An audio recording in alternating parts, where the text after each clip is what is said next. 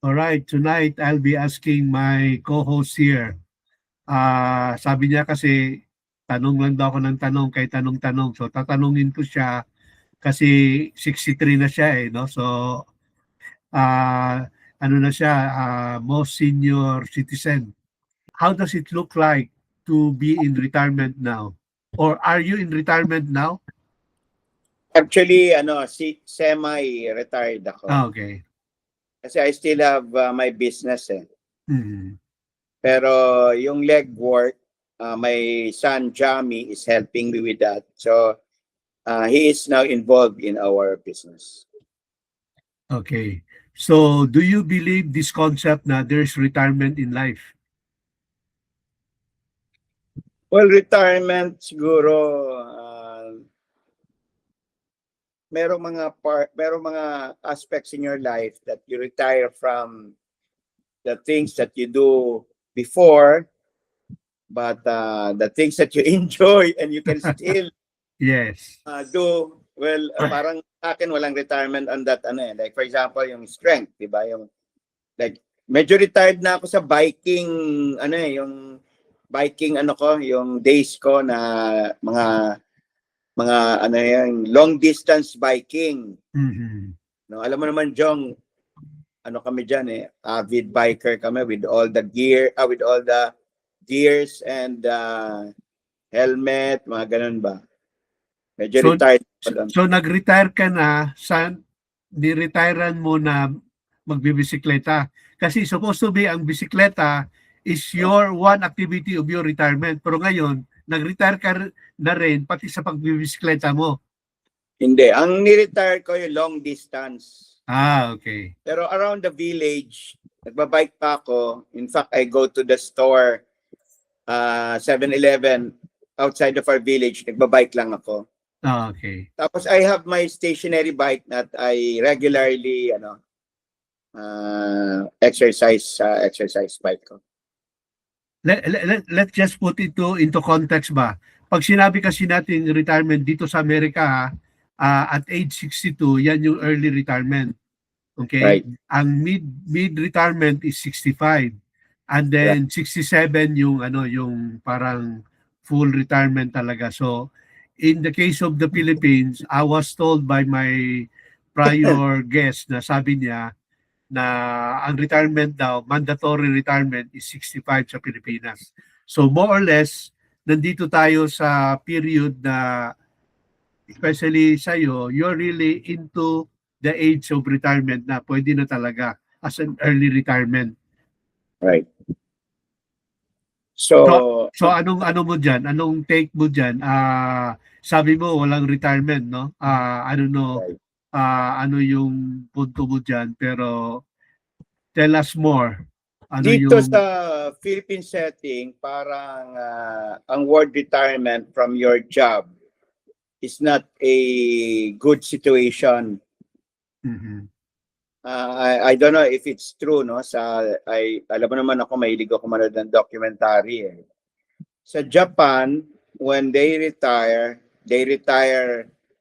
having a comfortable life. Mhm. Diba? Dito sa Philippines, pag nag-retire ka, you will not enjoy the same income kung empleyado ka. Yes. Parang hirap ka pag retired ka dito. Wala kaming government, mga very minimal yung mga pension. Mhm. Ang maganda lang dito sa Philippines ngayon, we're enjoying the 20% discount at senior citizens.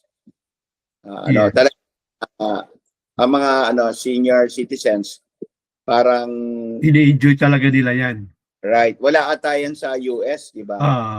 Pati yung yung meron din in some some establishment, pero yung mga libreng sine meron diyan, di ba? Yes, every Monday. Every Monday. But I have not gone there yet. Kasi Okay. maraming sakit ata pag Monday kasi nandun lahat matanda eh. So nag-shy away ako. Na amoy yung kating ko. Yung sinihan. So without mentioning names ba, ano yung mga naririnig mong kwento dyan that they have reinvented themselves during supposed to be a retirement age? Meron ka bang mga alam dyan or mga kakilala na without even mentioning their names, kung ano yung mga ginagawa nila? Well, you know, sa akin, for the last 3 years, no, na-involved ako sa 4 years sa village namin as homeowner association board of director. Aha. So, yung mga kasama ko dun sa board, mga retired non-members to ha. Mm. Retired nurse, retired businessman, retired government employees, retired lawyers. Ang mga age nila, ang range na age nila is between 65 to 70. Minsan na meron pang 80 plus. So, yun ang nakita ko na mukhang they do not stop being working, they enjoy it. And ako nga pinakabata sa board namin. Pero Jong, meron kasi akong thought na nabasa ko, no, na alam mo pagka yung sunset, di ba? Sunset of life or sunset of real sunset? Real sunset, before the sun set, no, mga dito sa Philippines between 5 to 6 usually So if you are in parang seashore, no, makikita mo na bumababa. That's, you know, Philippines, we take pride of our sunsets, di ba? So sa seashore, every time I'm in the seashore, I always wait for that. So before the sun sets, it emits the brightest light. You cannot even look at it because very bright. It will be painful to your eyes. Pero that's, for me, inihantulad ko yung life ko dyan na before you go beyond the veil, sana you set the brightest light. Kung ano man yung mga achievement mo, nung kalakasan mo pa, baka there is still a chance to have achievements more than when you were very productive. No? Sa church, sa community, sa business. So, yun lang yung thoughts ko dyan. Sa bagay, sometimes we talk of retirement kasi retirement from a long career kasi, no, mga ganon, or business or whatever we are engaging. It's always parang connected with the money-making activity.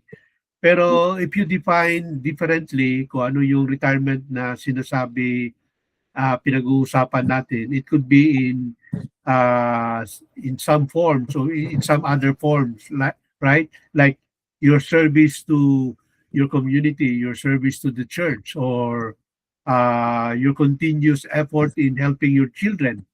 So, marami. So, right. Yun yung mga depende sa pag-define natin kung ano yung retirement Kasi sabi mo nga kanina na parang hindi ka naniniwala ng retirement. Can you tell us more kung ano yung hindi mo parang ayaw mong paniniwalaan na you're in a retirement stage now? Like si John Maxwell, di ba? Yes. You know that Pilipina yata asawa niya talaga? Pilipina asawa niya. Grabe, maraming mga sikat na mga Pilipinang asawa no?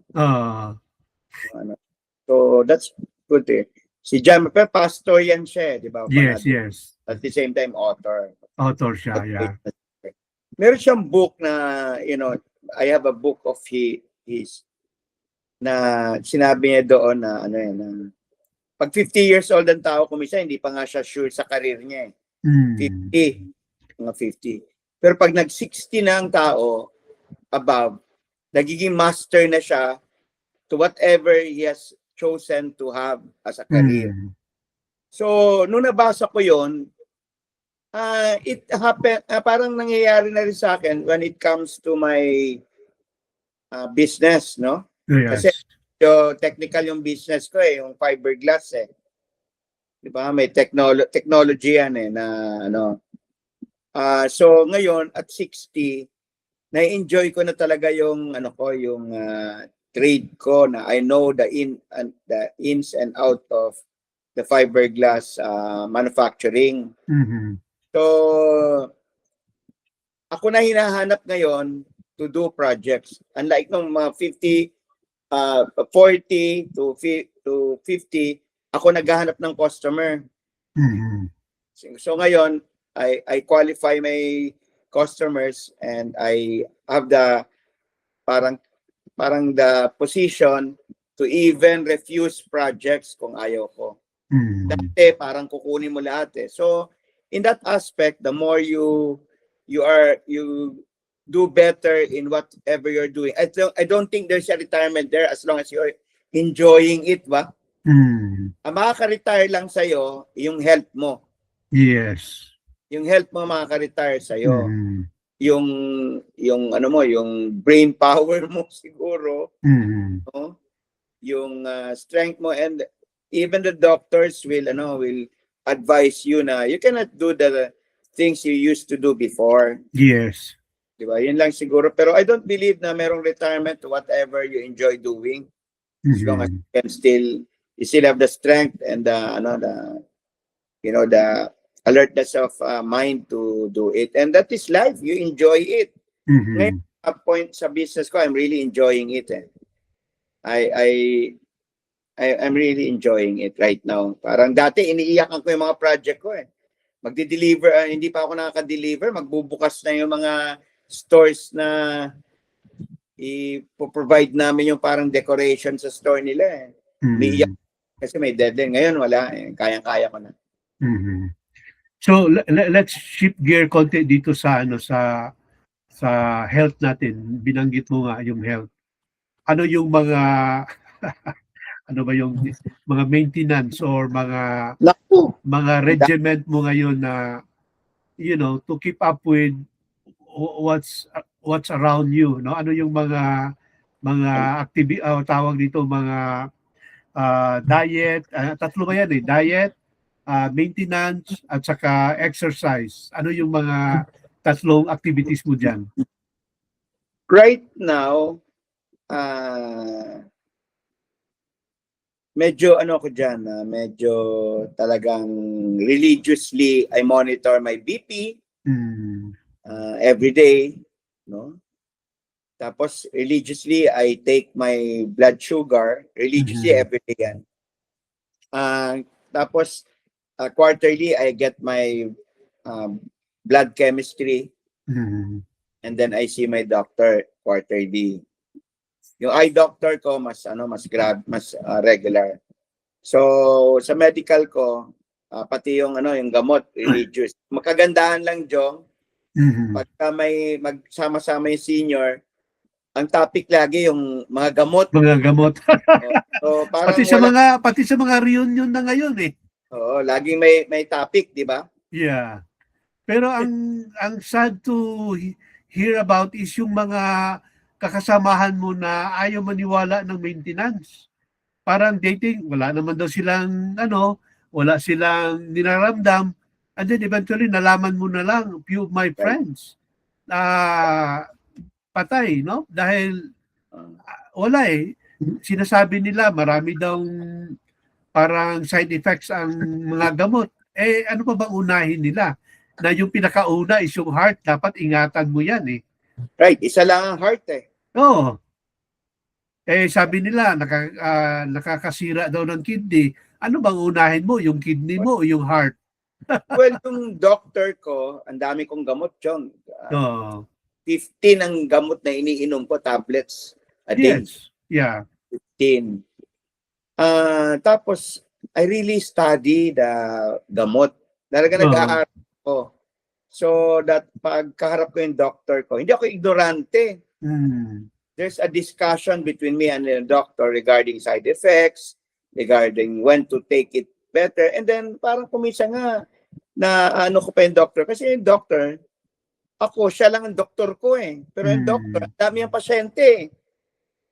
So you can be easily forgotten by your doctor. Yes. Out of sight, out of mind. Mhm. It's good that you opened up yung maintenance that some people do not believe in it. Yes. Like, for instance, yung si Rina, my wife, medyo magsisenior na siya. Diba? Sabi Mhm. ko, you'll have to see your doctor na so that you'll know what maintenance to take. Mhm. Kasi ang maintenance is parang kung anong, like sa heart, di ba? Yes. You're getting old, yung erratic na siguro yung blood pressure mo eh. Yeah. Ang problema kasi niyan, pag nag-shoot up at wala Right. kang maintenance, yun ang problema. Kaya Right. nadidedo sila yung mga kaibigan ko na, for Nag-heart some attack, heart attack. stroke. Yeah. Kung nalusutan mo, okay lang. Pero was out ka na sa second time yan. Yung BP ko nga, monitor ko, di ba? Oo. Gamot na maintenance ko, it takes 3 hours to take effect. Mhm. So I take that daily. Pagka hindi ko na take yan, tumataas talaga yung BP ko. Oo. Ngayon parang very very normal yung BP ko. Pero there was a time na nagkaroon ako ng toothache. Severe toothache. Ang BP ko 197 over 110. Oo. Pass. Before before Christmas, tapos nagkaroon ako ng chest pain. Mm. Sabi ko, note buena, 24. Patay, statistics ako nito. Na hospital yan. And then, ayun nga, nagbasa ako. Ang severe toothache, talaga i-spike yung BP mo. Mm. So, buti nilang meron akong gamot na pampababa kagad ng BP. Tinake ko naman. So, hindi. Uminom muna ako ng pain reliever. Uminom ako ng pain reliever, nawala yung pain ko sa tooth, yung malakas na pain reliever. So, bumaba rin yung BP ko. Mm. So, hindi dapat ignorante. Nagbabasa tayo, nagtatanong tayo. Oh, yes. Diba? Pero yung doctor ko about kidney, kidney. Sabi ko sa doctor, Doc, how is my kidney now? Ang dami kong tinitake na gamot. Mm.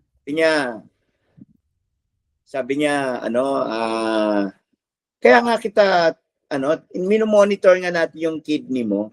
Kaya papa-blood chem. And your kidney is okay. Yes. Tell you by the time na, ngayon, results, mababasa mo yung range eh.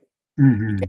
About it eh. So, yung blood chem sa senior, very important yan. Yung laboratory test, quarterly. Mm-hmm. Yes. Kung we can afford nga MRI, pwedeng MRI regular eh. Mm-hmm. Mahal na regular ng rito. For hospitals na hindi masyadong magaling, 25,000 ang MRI. Mm-hmm. So it looks it's about 40 to 50,000 ang MRI. So at least sigurado ka. I think MRI really helps kasi ang brain stroke is brain attack eh. Oh yes. So impending stroke makikita na sa MRI eh. Yeah. All right. So I'll share with you kung may time pa tayo yung experience ko kay Elder Oaks when he gave me a priesthood blessing. Sige, go ahead. Okay lang ba, John? Okay lang. Sige lang, tingnan natin yung kalabasan ng natin, discussion. Talking about doctors kasi ngayon sa conversation natin John, parang nandun tayo sa kumikiling na when you are already senior, no? You need to see doctors, take your medicine, di ba? Correct. Take your, si President Nelson, take your vitamins, di ba? Remember si President Oaks when he was here as an area president? We were stake presidents, di ba, John? Yes. So dumalaw siya sa Don Antonio, and during that time, I had a pain in my parang right side of my abdomen. Nag-persist ng a week.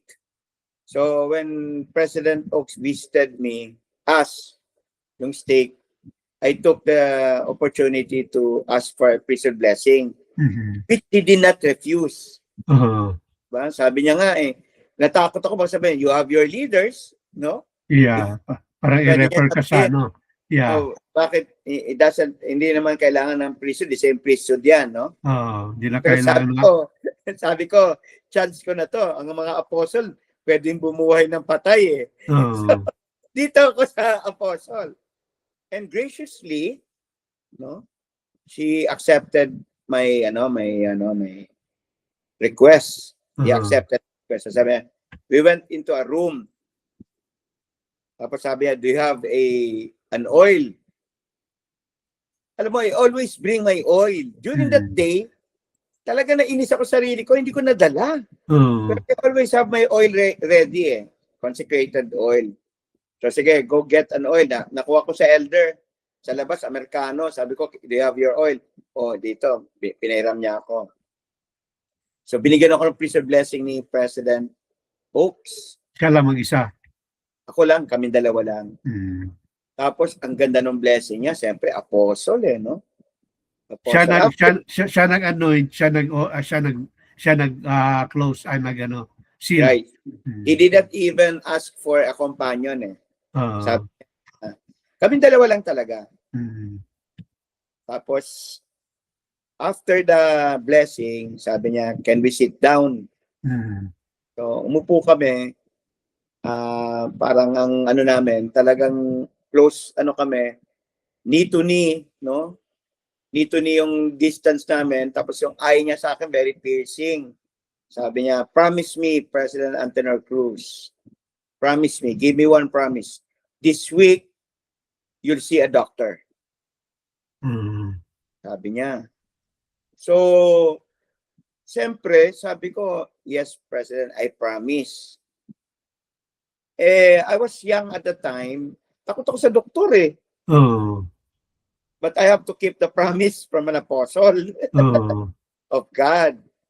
So, that week, I went to see a doctor. And then, pero mind-boggling sa akin, I pondered upon it. Na-blessan ako ng apostle. So, why not wait for the miracle? Diba? Have faith that I will be healed. So, that week, talagang yun ang first, yung priority ko to see a doctor, which I did. Nung tinest ako ng doctor, tinignan niya, wala siya nakitang problema. Sabi niya, you're okay. No? Wala namang And then na-realize ko na President Oaks was trying to send a message. Na ang message is, we still need doctors. In spite of the blessing. Yeah, may mga religion na they are discarding the help of a doctors eh. Diba? We respect doctors knowledge on health matters.